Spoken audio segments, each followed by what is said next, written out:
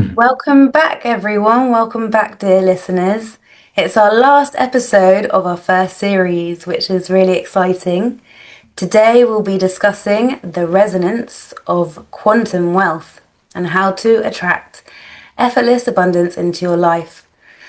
Over the past several weeks, I've really enjoyed weaving together stories of ancient wisdom and modern science and finding out the key insights that can help us live a healthy, happy, and holistic life. I'm Amy, and I'm an education visionary, but I also have a passion for psychology and philosophy, and especially the psychology of wealth. Hi, I'm David. I'm a holistic coach, and one of the five pillars of health actually consists of this financial resilience and how to generate abundance. And I think that this topic is going to be uh, very needed for many people and very requested for many people. So stay tuned until the end. Absolutely. So wealth, or as we refer to most of the time, money. Is money real or is it just an illusion? Is money material or is it energy? How can we manifest multiple streams of cash flow into our life? How can we become rich? Is it by luck or by magic? There's so much to contemplate. Especially as being someone in the field of education, we're not really taught financial literacy at schools. So that sort of framework keeps us dumbed down and unaware of how we can create money from nothing. So it feels like we've become locked into a cage, unaware of the natural law on this planet, that we are all limitless and we can grow limitless abundance at our fingertips. If you think about it, an apple tree, if you plant one seed of it, it grows another full apple tree with lots of apples every year. And think about how many seeds come from that one apple tree. Imagine planting all those seeds for one season, then seeing all the apples come again from that tree. Our life is a miracle, and there's so many aspects of abundance in nature. But unfortunately, the way that our societal programming has shifted, it's moved to being obsessed with money, when in reality, money is worthless. And it keeps being created as worthless when we get stuck in these cycles of hyperinflation. And actually, the value of money that we earn decreases because of overspending or several tax cuts and different things that the governments are involved in. But as I said, money itself has no intrinsic value. £100 or dollar bill costs only a few cents to print. But we treat it super valuable because we all agree that it is.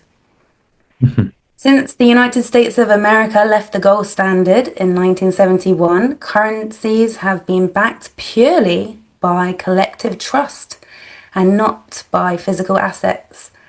So, in essence, money functions as a shared fiction, powerful only because we, as billions of people, believe in the same story. Yeah, it is so true that this paradigm of money has created a story, and we have been also programmed in that area to feel that we are in scarcity, that we need to compete, that we are not having enough. We are always primed by these platforms, either media or either the social networks, to give us this sense that we are missing something if we don't have the latest products or the latest things in our home. Although that is not real wealth, that is just money, as you mentioned. And we are going to see what is this interfacing of those two concepts that seem to be contradictory, but they are not. So we try to grasp the material nature of money, but its power is almost entirely an abstract narrative, as we are mentioning. I would go a step further. It's not just a fiction, money is a form of conscious energy, becoming conscious of the things that you can have and this expansion that you can create within yourself. It behaves less like a fixed entity and more like a wave of potential. That's why nowadays they use this word of quantum because it's sort of like these particles of atoms and waves. How is it behaving depends on the observer. So the same happened here. Depending on your perspective, you could be wealthy or you could be poor. So shaped by your own beliefs and observations, it responds to us. To understand its current energetic charge, we have to look back at the physical story we told ourselves about the value for millennia. Yes, David, exactly.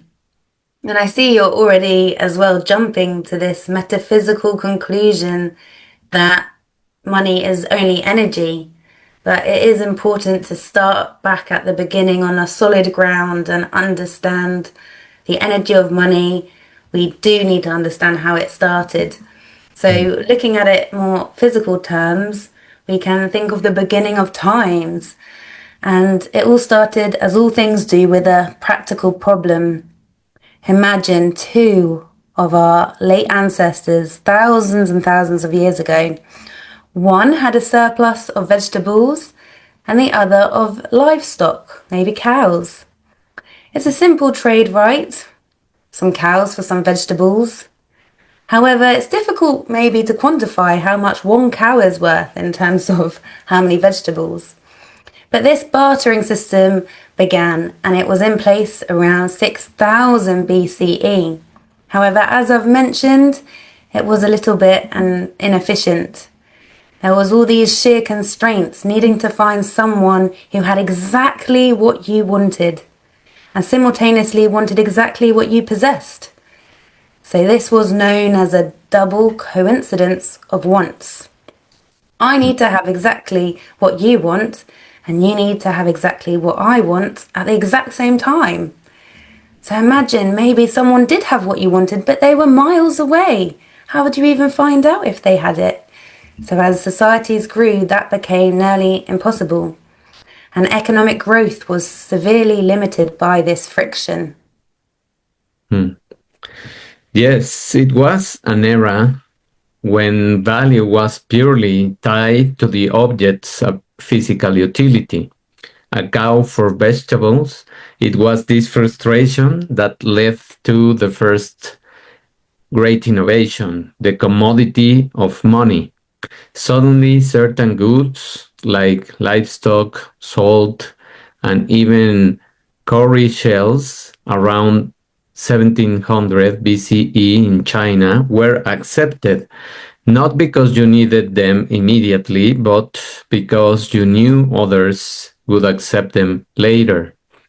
The Latin word pecunia literally means money, but it comes from pecus, meaning cattle or livestock.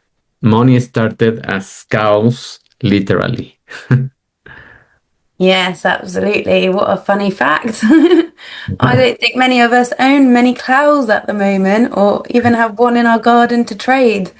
Quite often, a lot of us don't even have gardens at the moment. So, yes, it was a different time of it, but I guess a lot more people would have been working on the land and landowners to be much more about cultivating trade from either the things you found on the beach like shells or the things you found on the land that you could grow like vegetables and creating food and value for what we needed at those times.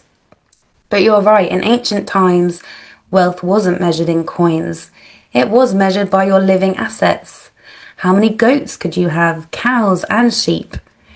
So the first money that existed was something tangible and useful, and it was not just metal discs or paper slips.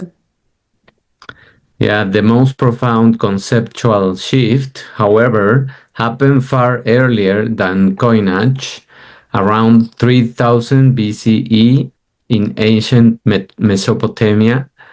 They invented accounting records using clay tablets to represent debts and obligation. This separated the record of value from the physical object itself.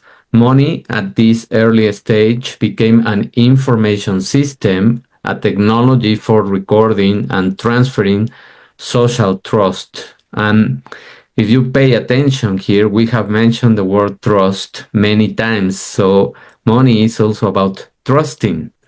Money wasn't a thing you held, it was a record, a credit relationship. That's the ancestor of everything we have today. So we needed an intermediary, a common store of value. For a long time, that was commodity money. Things with intrinsic use. Around 9000 BC, it was livestock, cows, sheep, camels. The word capital even becomes from capita, which is in Latin head, as in a head of cattle. In other places, it was salt, grains, whale teeth, so, and most famously, cowrie shells, which were used in China as early as 1700 BCE. So there are a lot of things that have been traded. And that was the first step in abstraction because people accepted shells not because they wanted the shells, but because they knew they could trade them for something else later. And the value shifted just like nowadays the stock in these systems, in these electronic systems, and this value of things shifted from the object itself to the agreement about the object.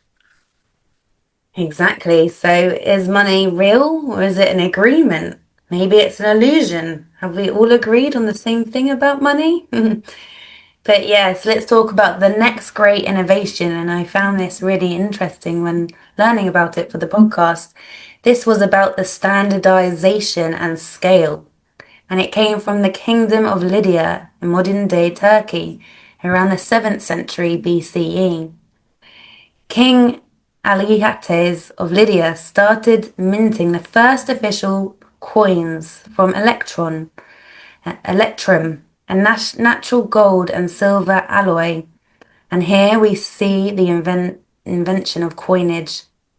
So the key here wasn't the metal though, it was the stamp. And the stamp was the roaring lion of the Lydian kings. Mm. This seal was a state guarantee of the weight and purity of the coin. So this standardized value dramatically reduced that friction of commerce that we saw in the earlier bartering systems. And this managed to shift then the burden of verification from the individual back to the state. So suddenly we began to see commerce becoming faster with these Lydian coins, and it was much more efficient. And this is when then the trust became centralized. And at the same time, that's when money became the instrument of power. Because rulers could fund armies, pay them in coins, and demand taxes in those same coins, creating a self-perpetuating economic loop that integrated conquered territories. And as you can see, that system is still in place today when we go to our jobs and we're also paying our taxes. Yeah, that's the sad story about taxes and how they were created, and we still suffer about them many times. So here, the energy of money became fused with political authority, and it has been that way ever since. That's the very, very sad story. The coin wasn't just metal, it was a tangible symbol of the empire's reach and power, a daily reminder of who held the authority. Exactly. It has changed the way, and the Romans perfected They created the first truly monetized society. But even then, coins still had their limits. They were heavy. And as trade expanded, especially along the Silk Road, carrying thousands of copper coins became a massive burden. So it was the Chinese again, those ones who started with the shell training, well, they invented the next money abstraction. During the Tang dynasty in the 7th century, merchants started using privately issued promissory notes. In fact, they called it flying money because it was so light. And then the government stepped in. As they always do, David. Indeed. They buy 1020, the Song dynasty issued the first government-backed paper money. It was called the jiazi. Europe wouldn't catch up though for another 600 years when Sweden and England established central banks and started issuing official banknotes. But the Chinese also learned the inherent danger of paper money. Without the discipline of a physical commodity, rulers were tempted to just print more money to cover their own expenses, leading to hyperinflation, which has been a big source of a lot of the money problems that we've been experiencing in historic times today. Yeah. And which is why the world eventually adopted the gold standard to anchor that abstract promise back to something tangible, a commitment by countries to fix their currency's price to a specific amount of gold. So that was quite another interesting time of it, where this era there had relative price stability. This existed around in 1880 to 1914. But its rigidity was its downfall. It collapsed during World War One. It was briefly reinstated and then died for good on August the 15th, 1971, when President Nixon officially severed the US's dollar's convertibility to gold, as I mentioned at the beginning. And that's the moment we entered the modern era of pure fiat currency. That's what we call the money, the type of money we play with today in our current reality. It's called fiat currency. And this is a sad fact because its value rests on nothing but the full faith and credit of the issuing government. So, fiat, the meaning is let it be done. Money that has value simply because a government decrees it. Its value is based on nothing more than collective belief, a ghost in the matrix machine. Absolutely. And that ghost has become even more abstract.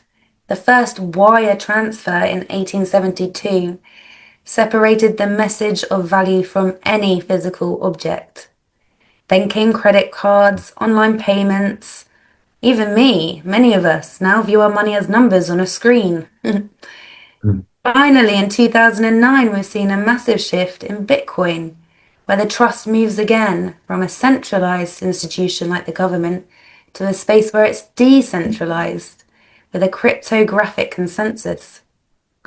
The history reveals money as a mirror of our societal belief systems, and Satoshi Nakamoto, the creator of Bitcoin, published the Bitcoin white paper in 2008 outlining how this decentralized digital currency could work. This technical document proposed a radical new foundation for trust, not a government or bank, but a decentralized cryptographic protocol known as, some of you may have heard, the blockchain. And this is that return to the Mesopotamian idea of a shared ledger, a financial logbook. But this time the ledger is public, distributed, and secured by mathematics. So we have become even further into an illusion from trust in a physical object to trust in a government and banks, and now to trust in an algorithm. So, as we mentioned before, trust is the key word here, and that's the word that is going to take us into this quantum now science of money. But through all of that, we have only told half the story by tracing the technology. Parallel to that is the evolution of our own relationship with that, with what money represents. Exactly. So it's not just an external physical thing and system. It also plays a role in our internal systems.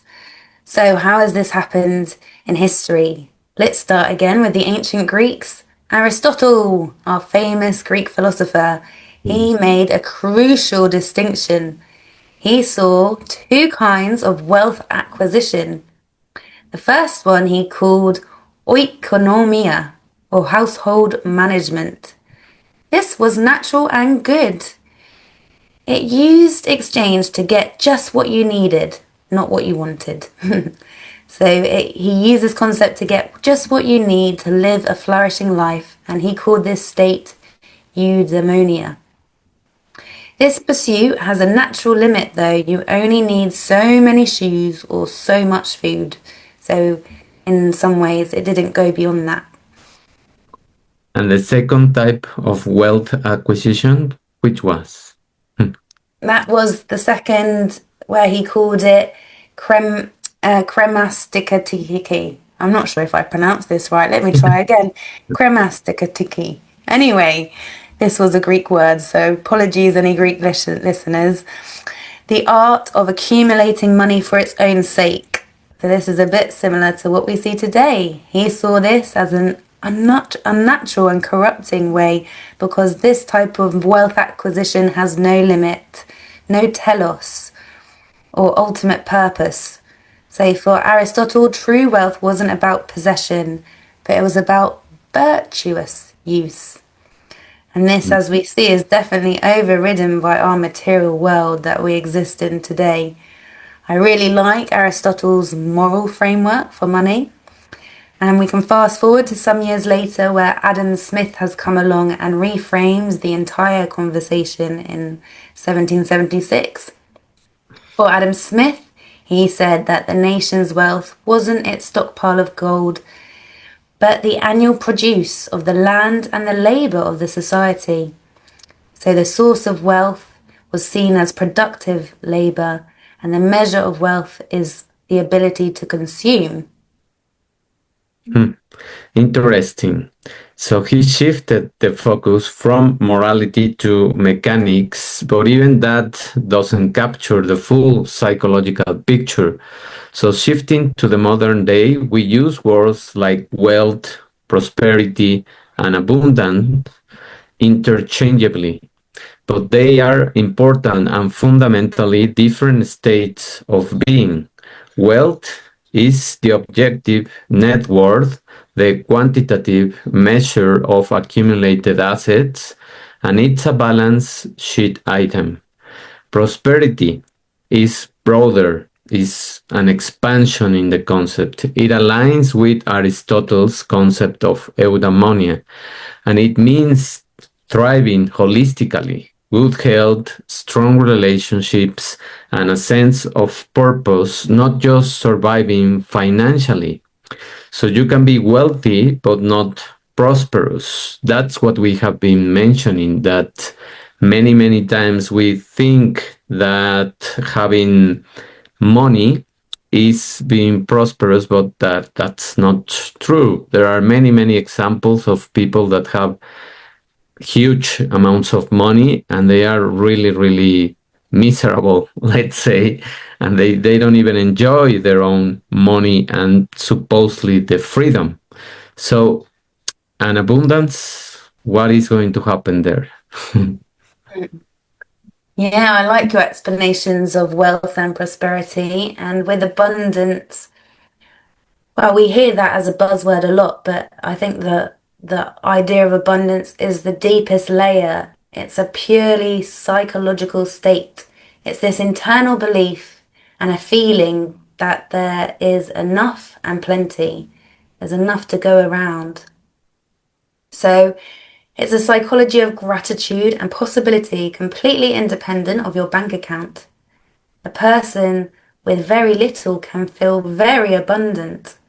thinking that they have everything and limitless possibilities. They're grateful for the day that they have and for waking up. Whilst a billionaire can live in a constant state of scarcity, terrified of losing what they have and never thinking that they have enough. This is the core psychology of money, and our financial reality is definitely a feedback loop between our external assets and our internal beliefs. And I really resonate with that. I've seen it in my own life that our beliefs and how we deal with money really does shape our own financial outcomes. Yes, Amy. Have you heard about of the whole philosophical movement built on that idea? In the late 19th century, the New Thought movement emerged in America, pioneered by thinkers like Phineas Quimby. They proposed that our thoughts create our reality. And this is the beginning of what we now call the law of attraction. Everything is energy, and that is all there is to it. And there is a match of the frequency of the reality you want, and you cannot help but get that reality. Ah, that is the secret, right? That's a whole book called The Secret. The law of attraction. The idea that if you just wish for £1 million hard enough, the universe will deliver it. Well, I've tried that multi-million dollar meditation for a few days and I haven't become a multi-millionaire yet. But I guess part of it is to be consistent, and I need to be more consistent. But it is really important that you start to match your ideas and beliefs with the frequency you want to attract. So even if you don't believe it, fake it till you make it. Say every day, I am rich, I am abundant, I am prosperous, and I'm grateful for everything that's flowing into my life. So we definitely put out this vibration and frequency, and I think it's important to remember that our thoughts are electric and they come from our minds, whilst our emotions are magnetic, resonating out from the heart. And this combination creates this electromagnetic field around us where we get what we put out. And that's sort of the type of energy or vibe you might say when you meet a person. It's all to do with that mind and heart coherence between their thoughts and their emotions.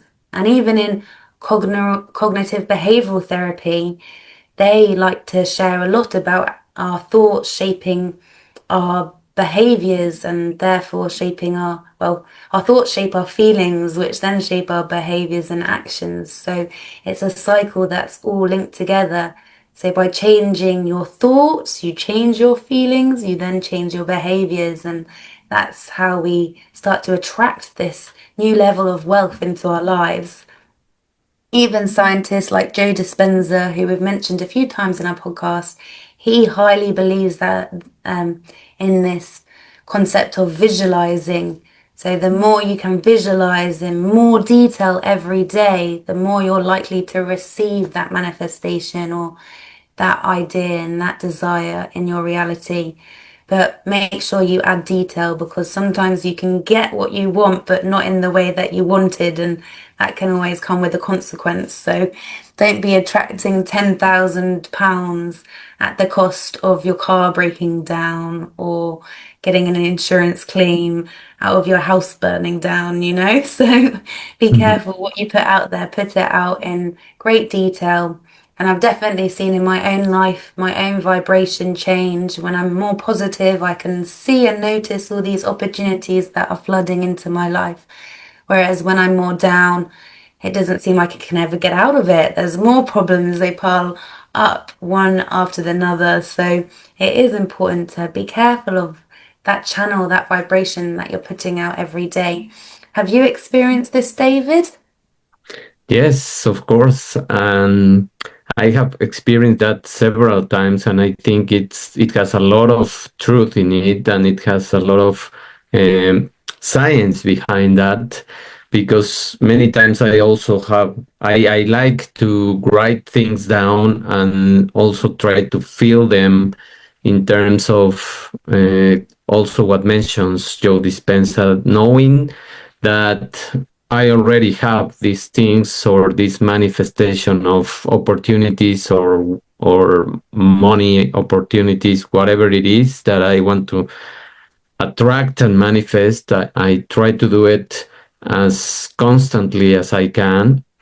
And usually that reflects in a few days or a few weeks that something comes up in my life and I have this opportunity to experience this power of the manifestation. Sometimes I have had these amazing synchronicities of having the same amount that I wrote and the same amount manifested. So that it's just amazing to see these universe responses of your own vibration. So we can also explore some of more foundational texts that agree with these kind of concepts. Take, for example, Wallace Wattles in 1910 book, The Science of Getting Rich. He argued that everything is made from a single thinking substance, and we impress our thoughts upon this substance to bring things into form. But it wasn't just wishful thinking.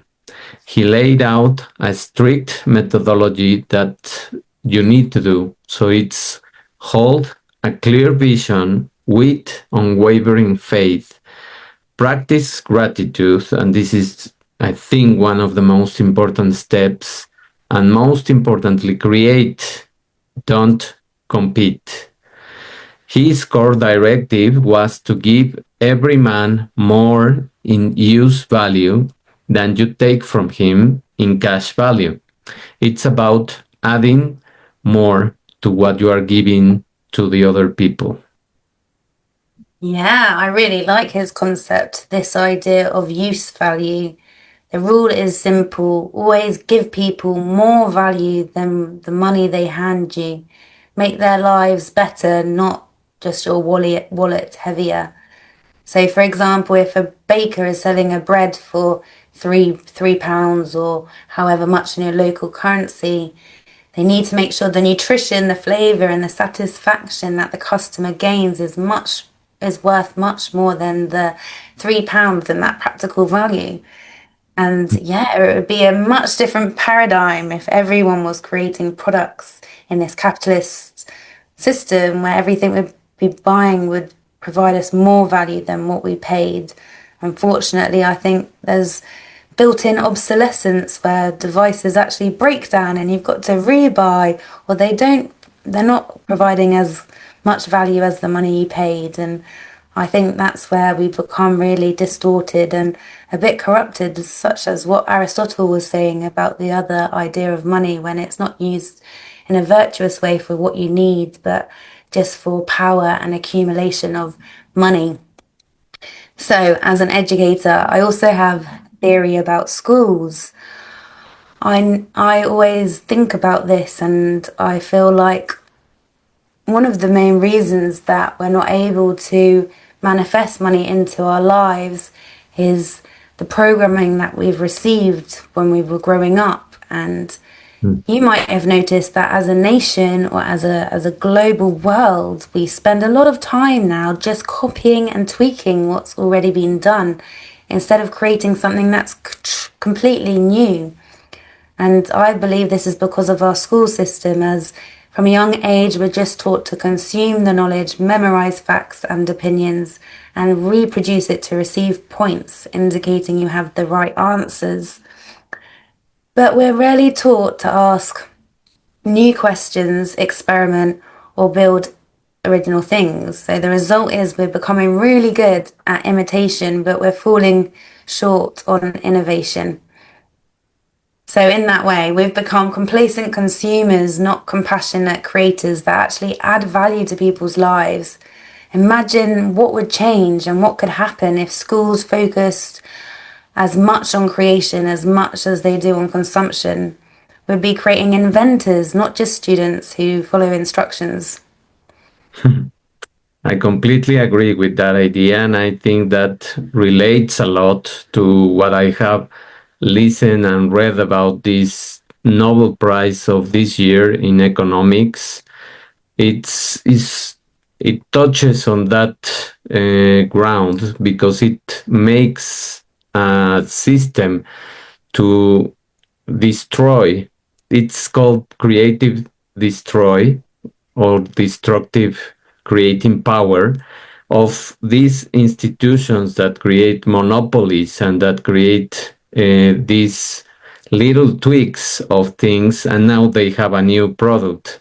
No, we should be able to destroy these things and give them pass through new innovation trends. And in that way, we are going to create more smaller companies that are creating, that are always starting with new ideas and having jobs for everyone.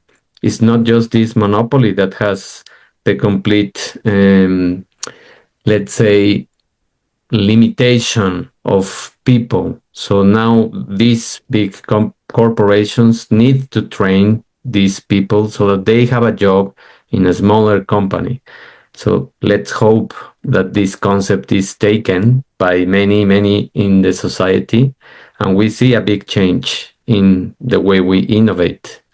So those both insights would be a great to have principles to live by in modern times. Give people more value than the money they hand to you when buying a product or service. And that's what we are trying to do here also. Giving you as much value as possible in these episodes, trying to cover the whole ground of history and give you the best summary of things so that you can decide for yourself and also remember what happened in history. Learn to create more than consume. That's the phrase that we want you to remember. This brings us directly to the core of the psychology of money. We think from schools it's simple math, add, subtract, save smart, but it's profoundly emotional. Carrying the stories and fears we absorb in childhood, money is often not logic, it's an identity. Absolutely. I think a lot of us would identify with different beliefs of money.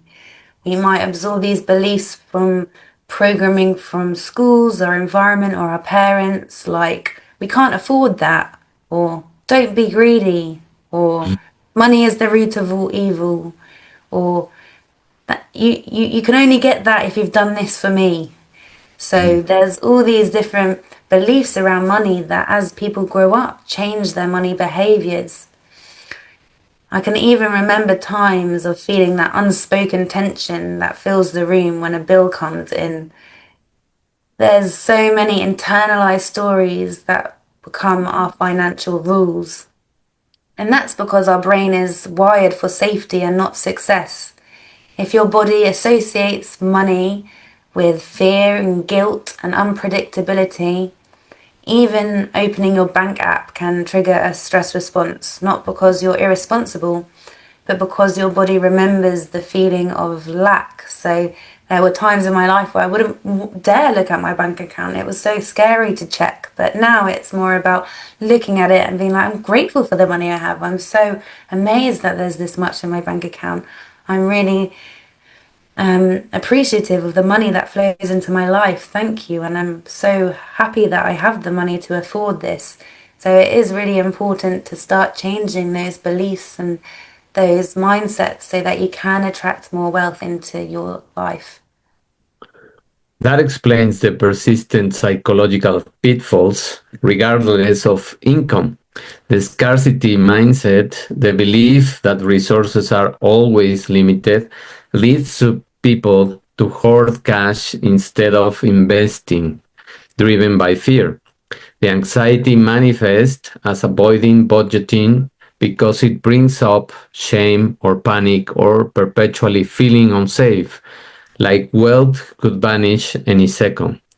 People often fear losses more than they value gains, and this is a concept known as loss aversion, which prevents them from making sound long term investment decisions. And this is also true when you are doing an effort. And I have learned this since I was also competing in swimming as an amateur. I always saw the distance that I needed to swim as the distance that I already had instead of the distance that I am missing. So every time I added one more meter or one more lap of the pool or whatever it is, I was grateful for that lap because it was getting me closer to the goal. No. Yeah, that's a great example. Thanks, David. Exactly. It's like seeing your cup is half full and not half empty. Mm. And that shift from scarcity to prosperity is a mindset shift from your narrative about yourself. So we need to look at sort of these money stories that plague our life from our parents, even our ancestors, even in our cultures, and see how we can unpick them so that we ourselves aren't limited by that collective belief around money in our environments, but liberated belief in our new environments that money is limitless, it's abundant, and it can flow into our lives in many different ways. Mm. Waves and ways. Mm. So, as we've mentioned lot of times today, the emotional response is really important. So next time you receive some money or you spend some money, be really careful and intentional and focus on how you feel. Is there a belief that was triggered? And ask, is this belief mine or was it inherited? And is this belief still true today? Our healing looks like rewriting the story, but with more gentleness and awareness. That is so true. And every time you are grateful for something that you are paying, that's also a concept that Ken Honda introduces in his books. And we are going to talk about that at more or less at the end of this episode. So, in terms of what has happened also with these laws of gratitude and thinking that you have wealth, Napoleon Hill's Think and Grow Rich from 1937. So we have almost 100 years. So it's just very, very close to that mark. Who talks about psychology of money with applied strategies. After interviewing 500 of the most successful people of his time, he codified just 13 principles, and it starts with a burning, all consuming desire, not a vague wish. It requires absolute faith, cultivated through auto-suggestion, repeatedly feeding your subconscious mind a clear picture of your goal. It demands specialized knowledge, organized planning, and relentless persistence. It is a system for psychological self mastery. Yeah, David, that sounds like a really powerful framework for motivation. So, having that clear picture and a strategy and steps to achieve it, that is a really important part of becoming wealthy and having the money that you desire. But I also think people try and side hop and they think about the frequency of money or the vibration of money. But this is definitely a space where it does get interesting because when we say let's raise our vibration, as we might have spoken a bit in our episode on the history of consciousness, this raise in vibration actually means cultivating a psychological state in your mind of optimism, gratitude, and abundance. And there is science to back that up. So, what these new thought authors have stumbled on intuitively is a powerful combination of some well documented principles that really show that your mind is a receiver for your reality. Yeah. First, the placebo effect, the unwavering faith that Napoleon Hill demands is the key ingredient of a placebo. If you believe a treatment will work, your body can produce real, measurable physiological changes by convincing yourself that success is inevitable. You reduce anxiety and increase motivation, making success more likely. Studies on open label placebos show the effect can work even when you know you are taking a sugar pill, simply because of the positive ritual and the belief in a mind body connection. I think that placebo effect is fascinating. So we can attract things in our mind just by believing and having that unwavering faith that they are real. So the law of attraction, that is a self-administered placebo for your goals. And this is also backed up by the mindset theory, where Carol Dweck's work at Stanford shows a profound difference between a fixed mindset, a belief that your abilities are fixed and static, and a growth mindset, the belief that you can develop your abilities through effort. So, people with a growth mindset embrace challenges and persist through setbacks. They see effort as the path to mastery. However, someone with a more fixed mindset will give up easily or won't be able to do it, or will keep trying but keep feeling like a failure and not improving. So it's important with this growth mindset. You realize we can all cultivate that and you can become a problem solver and you can improve. The principles of consistency and persistence is really important. You need to do more than is required, really, in essence. So you need to just keep believing beyond what your capabilities are and prove yourself wrong. You are limitless. You are a human. I think, again, it's our school belief system that makes us believe we're limited or that you learned everything you need to know at school, which isn't true. We keep learning and we keep growing and we can achieve anything we want to at any age just with that consistent effort and creating that mindset. So, a Mhm. constant and never ending improvement can help you outgrow your current situation rather than repeating those patterns and situations. And then the universe naturally gives you something bigger and better when you're able to upgrade that consciousness. So, I believe this is where that quantum leap to wealth and prosperity begins.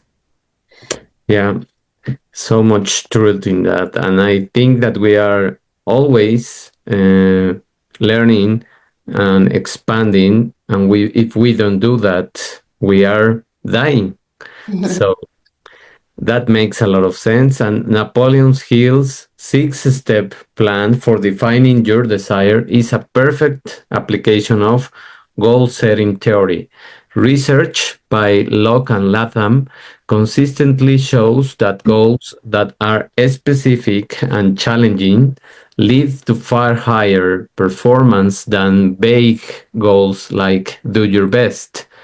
Napoleon Hill's method forces you to define the exact amount of money, the definite date, and the definite plan. And it transforms a wish into an actionable objective, which science proves is a powerful driver of achievement. Yeah, I agree. And I think a lot of top coaches talk about these ideas of having SMART goals, where they're goals that are specific, measurable, achievable, relevant, and time bound. And believe me, when I've made my goals SMART and I've had my SMART goals, I've been able to achieve many more things that day and that week. But yeah, so this magic of attracting wealth is partly to do with that logical, strategic route, but also in that applied psychology of your belief and your mindset in combination with those clear goals. So, as we've explained, the success of attraction for money is proved by science with the placebo effect, having a growth mindset, and incorporating effective goal setting. Yeah. And one more thing that we have to add to those ingredients is optimism. The entire emotional architecture of these systems is designed to cultivate uh, what these systems is designed as the goal of dispositional optimism. the general expectation of positive outcomes, and recent large scale studies have found a significant link between optimism and financial well being. Optimists tend to save more money over time, and the effect is especially strong for lower income individuals for whom saving requires more psychological resilience. An optimistic outlook provides the motivation to set money aside despite present challenges. That's fascinating. Wow. So it's definitely time we're all optimistic or even delusionally optimistic, thinking that everything is working out in the best possible way. But it's a great place to be, as you said, David, to be more open, grateful, and aligned with the energy of creation and that energy of money. So it's important to remember we can always, at any time of the day, pause and with those words, optimistically, we can actively affirm that money is going to flow easily into our lives and that we are super grateful for the money that exists. Hmm, exactly. So, to summarize this whole history of money conversation of the psychology and emotions, we are left with this dual reality. On one hand, money is a tangible system of ledgers, technologies, and political agreements. On the other, it's a deeply personal psychological force shaped by our beliefs, mindset, and remember your emotions. Yes, that's right. So, indeed, we've covered both sides of the story, and true prosperity lies at that intersection between the two. You have to understand the external system, the matrix, the rules of the game, from its history to its modern form. But we also have to master our internal system. You have to excavate those inherited subconscious beliefs about money that tell you you're not worthy of having it, or that money is unsafe or evil, or that you're not able to have enough. We have to move them through, and we need to shift our paradigm from scarcity mindset into one of abundance, believing that money is good and we're grateful for it, and that we are already rich and abundant in our life. But one of the key things to manifestation, and a lot of people who are manifestation coaches touch on this, they say don't chase money, right? If you keep chasing things, you're actually giving away a desperate energy of lacking energy. So instead of chasing it, just start aligning with it. Feel the success before it arrives. That's another powerful manifestation tip. You touched on it, David. Believe that it's already existing in your reality. Use the past tense as if it's already happened in detail. So Mhm. feel it. What does that feel like? Visualize what financial freedom feels like. What does it smell like? What does it taste like? What does it sound like? Feel it in an entire embodied experience and do this regularly. And from that, you can take small intentional actions from that state that will align your vibrational frequency to let that money flow effortlessly into your life. Yeah, indeed. Whether you call it aligning your frequency or building psychological coherence, the result is the same. You stop being a passive victim of your financial circumstances and become the conscious creator of your prosperity. And this is the big difference between this law of attraction of just sitting in your couch and desiring things to happen and the active way of designing a plan and creating a specific dates, amounts, and frameworks that are going to give you the visualization power of imagining that you are already living in the future that you want. Exactly. And that's how you can cultivate as well this growth mindset, setting those specific goals of how you're going to improve your life, and then building on that psychological resource of optimism, or just being delusional. Your life's amazing, even if it's not. Fake it till you make it. The vibration isn't just, a physical frequency that you emit. It's a total psychological state of alignment in your mind with your heart, where your beliefs and goals and actions are in harmony with your feelings, pointing at the same direction and allowing you to take those actions. Exactly. This is just amazing. So there are many, many ways of understanding this, and it is just adding layers to this visualization that you are having. So the first one is your trust, as we touch on that word, on the things that are going to happen, the belief that you are going to be able to do it, and this growth chip mindset that you are installing in your mind. And this is going to create your own movie to visualize the things that you want. So, Amy, are there some holistic tips to finish with this episode so that our listeners can create this quantum wealth in their lives? Yes, David, thanks. So let's finish with some great tips of how we can reprogram our minds and create a daily routine with consistent habits. I think one of the hardest things is to create consistent habits, but creating those daily practices can remind us to stay attuned into that frequency we want to create and manifest that quantum wealth and create that quantum leap in our lives. So, number one, we have to reprogram our subconscious mind. Mm. Yes, you can subtly reinforce our goals. You could write about them. You could reframe your current goal as if it's already completed, as we mentioned. That's a good technique to keep your mind aligned. You could create a daily moment of positive affirmations to help reinforce what you're trying to attract. Number two, you could raise your frequency by serotonin and dopamine by releasing positive emotions like joyfulness, excitement, but also being calm and relaxed. This sends these positive signals out to the universe so it can attract back more good feelings and opportunities.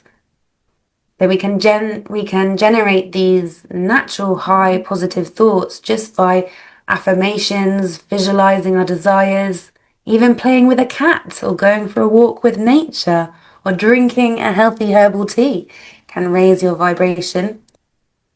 Another third way is to nourish ourselves. A lot of us forget that our diet and exercise is really important, but especially our diet. We had some of our earlier episodes all about the importance of that. Be really mindful of what you're putting into your body each morning.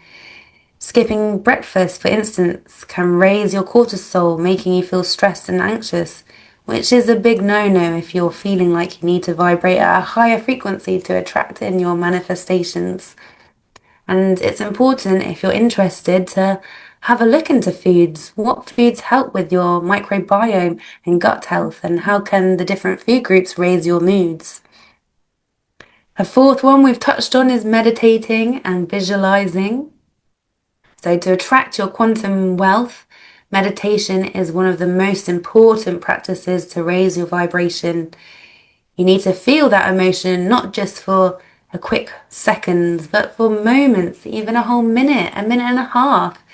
So, sitting with what you want to create and being in stillness for around 10 minutes can yield so many results.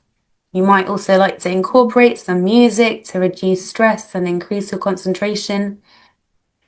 When you do visualize, that's one of the most powerful tools. You must be able to sense, see, smell, hear, feel your manifestations, feeling that awareness of being rich and abundant before they appear in your reality. Number five is be creative and not competitive. We want to be creative and we want to think and act creatively to add value to others. You don't want to just take on wealth and inherit it. We actually want to seek ways to create new wealth for yourself. So we must be creative, but also in a compassionate way. deliver more value for those using it than we take in cash value, as people are magnetically attracted to those who create things as well. So try not just to be a consumer, but also be a creator. And everyone had to start somewhere one day. So me and David started many weeks ago, but look where we are today. We've finished our whole series of our podcast episodes. So we're super proud and we're super grateful for all of you to be here as well. And the last one I think is really important is really maintaining that higher attitude of gratitude. Having that attitude of gratitude daily as infinite intelligence that communicates through the subconscious mind. You must have 100% belief that you believe these things are possible and feel it and combine it consistently, as I said, through action daily. So some of the ways we could say to ourselves every night is creating a small list of affirmations. And I'll finish with these. You could say, I am grateful for the money I have and the freedom it gives me to create, share, and live with purpose. You might say, money flows to me easily because I offer genuine value to the world and I am thankful for that exchange. You might say, every coin and piece of money that comes in or goes out is a reminder of abundance circling through my amazing life. You could say, I'm grateful for the skills, ideas, and opportunities that help me attract and grow wealth wisely. And the last affirmation you might say, the more I appreciate what I have, the more open I am to new prosperity in all its forms. Well, this is a truly powerful episode and way to finish, Amy. Thank you for all these tips, holistic tips that we can apply in our lives. And money at its heart remains a story. And the most potent force we possess is the ability to rewrite that story slowly with gentleness, awareness, and persistent creative action, just like these 5 tips that Amy just gave us. Absolutely. It's never too late to rewrite your money story and attract limitless abundance into your life. And don't forget, we must make a success plan as well. Cultivating that higher vibration is the synergistic effect of belief, mindset, and clear goal setting, where we can put those values into action. And listeners, it's been amazing. I really hope you've enjoyed our final episode. We've learned about the material history of currency and the deeper emotional dynamics of our inner world.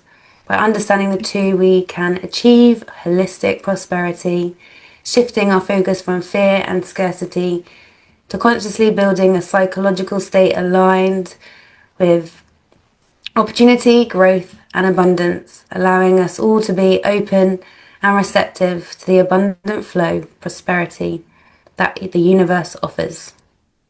So what's coming next, David? Well, we have great news because next week we are starting a new series that it's going to be our, let's say, season 3 of this Holistic Academy. And we are going to start with a very, very powerful episode. So that's going to be episode 11, The Biology of Balance, Nourishing Your Body and Awakening Your Energy. So now it's time to apply the things to give you examples of how can you live in a much better way and start using all of this information in your own life and having rhythm and balance. So please, as we always remind you, like our episodes, rate us in whatever platform you use, Substack, Spotify, or Apple Podcast. Remember that every time you rate us and you give us a comment about the podcast, the algorithm works to give you more energy of the one that we are releasing. So that helps us to grow and spread this knowledge to other people worldwide. So help us to rate it, and we will listen to each other on next time. Thank you, Amy. Thank you, everyone. Until next time. Bye. Bye.